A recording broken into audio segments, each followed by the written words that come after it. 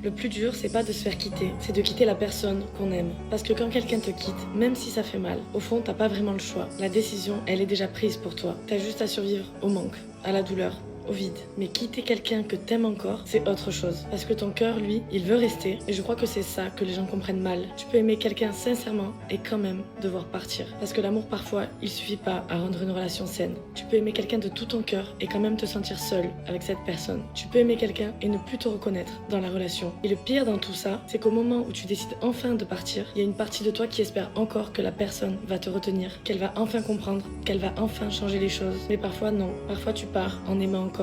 Et ça, c'est horrible. Parce que tu dois te battre contre tes propres sentiments. Tu dois te convaincre chaque jour que tu as pris la bonne décision. Tu dois apprendre à ne plus écrire à quelqu'un avec qui tu avais l'habitude de tout dire. Et les gens pensent que si tu pars, c'est que t'en avais plus rien à faire. Alors que souvent, les personnes qui partent sont celles qui ont essayé le plus longtemps. On parle beaucoup du chagrin de se faire quitter, mais on parle pas assez du chagrin de devoir choisir soi-même sa douleur. Parce que quitter quelqu'un qu'on aime, c'est accepter d'avoir mal maintenant pour arrêter d'avoir mal toute sa vie. Il y a des jours où tu regrettes, presque. Pas parce que la relation était bonne, mais parce que le manque peut te faire idéaliser n'importe quoi.